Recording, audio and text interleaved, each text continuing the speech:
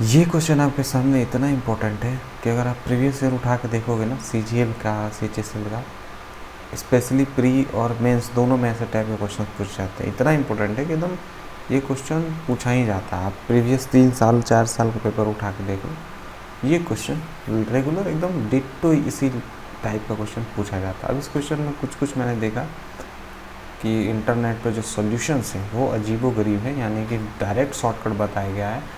इसमें किसी तरह का बेस्ट चीज़ अच्छा से नहीं बताया गया उस चीज़ों को। चलो इस क्वेश्चन को करते हैं। शॉर्टकट आप लोग जैसे भी करते होंगे मुझे नहीं मालूम, बहुत सारे तरीके हैं। तो एक साइक्लिक क्वाड्रिलैटरल है, तो साइक्लिक क्वाड्रिलैटरल मतलब होता है, आप समझ लो कि एक सर्कल के अंदर एक क्वाड्रिलैटरल, एक चतुर्भुज, ठीक है। चतुर्भुज मतलब एक 4 भुजाओं वाला कोई फिगर।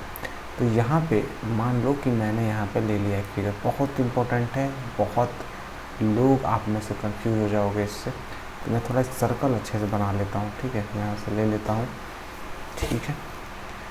तो ये बन गया आपका सर्कल। चलो ये सर्कल बना देते हैं, नहीं बना। ये क्वेश्चन बहुत इंपॉर्टेंट है, इसको प्लीज़ ध्यान से आप देखना, ठीक है। हाँ ओके, ये सर्कल बन गया है बेस्ट तरीके का। तो मैं इसको थोड़ा सा ऊपर कर देता हूँ, यहाँ तो कोई दिक्कत नहीं है, ठीक है।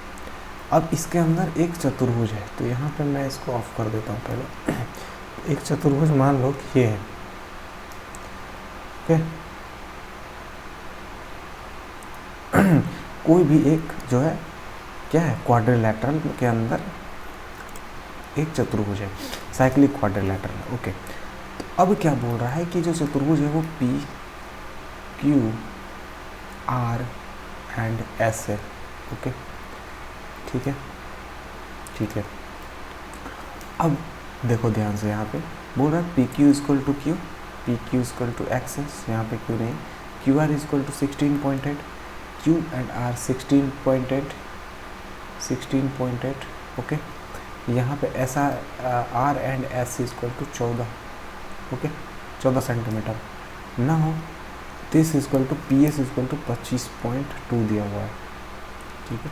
और हमेशा देगा ये आपको क्वेश्चन में कि PR जो है बाइसेक्ट करता है QS, कोई ना कोई किसी को बाइसेक्ट करेगा। PR किसको बाइसेक्ट करता है, QS को, यानी कि ये जो एंगल है QS, इसको PR क्या करता है, बाइसेक्ट करता है। बाइसेक्ट का मतलब समझ रहे हो ना, बाइसेक्ट मतलब कि,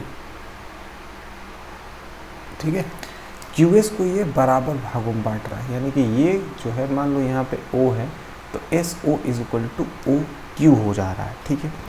अब यहाँ पे ध्यान से समझना एक चीज़ है, क्योंकि अगर आप ध्यान से नहीं समझोगे तो क्वेश्चन आपको समझ में नहीं आएगा, कॉन्सेप्ट समझ में नहीं आएगा।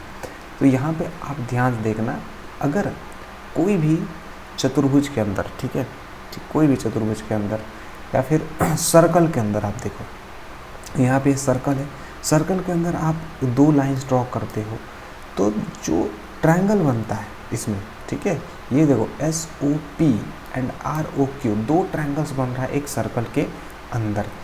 तो ये दोनों सिमिलर होते हैं, ठीक है, ये दोनों जो ट्रायंगल होते हैं वो सिमिलर होते हैं। ये आपने पढ़ा होगा, नहीं भी पढ़ा हो तो जान लो कि ये एंगल तो आपको पता है दोनों में सेम होगा, और कोई ना कोई एक एंगल आपस में सिमिलर होता है। ये एक प्रॉपर्टी है कि सर्कल में अगर आप 2 लाइंस बनाते हो जो आपस में एक दूसरे को काटती हैं, और उनसे क्या बनेगा, एक ट्रायंगल बनेगा दो, और वो दोनों जो ट्रायंगल होंगे वो आपस में सिमिलर होंगे, आमने सामने वाले। जैसे SOP सिमिलर होगा ROQ से, एंड SOR सिमिलर होगा POQ से, ठीक है।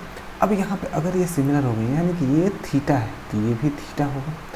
इसके सामने अगर 16.8 है और इसके सामने ये है, इसका मतलब क्या हो जाएगा, ध्यान समझना, कि अगर थीटा के सामने ये है इस वाले ट्रायंगल में, और इसके सामने ये है, यानी कि जो रेशियो होगा इनके साइड्स का वो भी सेम हो जाएगा। अगर SP 15.2 है एंड RQ 16.8 है, तो जो इस ट्रायंगल में SOQ में जो साइड्स होंगे वो इसी रेशियो में होंगे। जैसे कि आप इनको जब डिवाइड दोगे, तो अब मैं मान लो कि इसको मैं 2 से डिवाइड देता हूँ, 1 यहाँ पे 2 एंड 6 ये हो जाएगा, यहाँ 2 से डिवाइड दूँगा तो 8 एंड 4, ठीक है। फिर यहाँ 2 से डिवाइड देते हैं 2 एंड 3, फिर 2 से डिवाइड देते हैं तो 42। यहाँ पे देखो तो 3 और 2, यानी कि जो रेशियो बन रहा है, अगर एस पी का वैल्यू 3 है तो आर क्यू का वैल्यू 2 होगा। समझ रहे हो आप? यानी कि 3:2 के रेशियो में इनके साइड्स होंगे, ये बात कंफर्म है ना। यानी कि एस ओ यहाँ देखो, ध्यान से देखो इसको, एस ओ अगर 3x होगा तो हमें क्वेश्चन में दिया हुआ था कि ये जो होगा, ये साइड 3x है तो इस ट्रायंगल का कोई एक साइड 2x होगा। देखो ये साइड 3x है तो ये साइड तो 3x होगा ना, ये तो बात कंफर्म है क्योंकि ये आपस में बराबर है, यानी कि ये साइड 2x होगा, इसकी फुल गारंटी है। और इसकी फुल गारंटी है तो आप अब इस ट्रायंगल को भूल जाओ, एस ओ पी को भूल जाओ, आर ओ क्यू को भूल जाओ। अब इन दोनों ट्रायंगल में देखो, एस आर ओ में और पी ओ क्यू में देखो, इसका साइड 2x है तो इसका साइड 3x है, यानी कि जो भी ये 14 है ना, जो भी 14 उस अगर उसका वैल्यू 2 है तो इसका वैल्यू 3 होगा, यानी कि इसके सब साइड्स अगर 2:3 के रेशियो में होंगे ना, अगर ये इस वाले ट्रायंगल में एस ओ आर में अगर ये 2 है और इस वाले पी ओ क्यू में ये 3 है, तो यानी कि इसके सारे अगर साइड्स 2 होंगे, इसके सारे साइड्स 2 होंगे तो इसके सारे साइड 3x होंगे, इसी रेशियो में होंगे, अभी मैंने बताया आपको।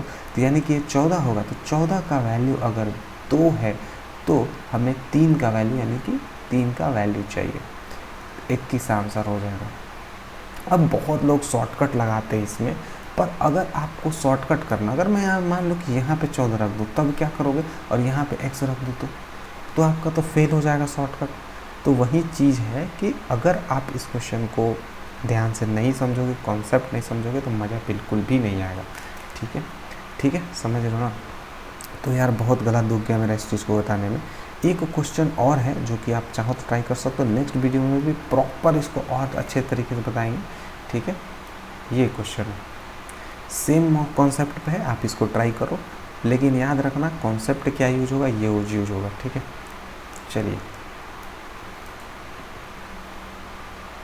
चलिए नेक्स्ट क्वेश्चन में मिलते हैं। इस क्वेश्चन को आप लोग सॉल्व जरूर करना।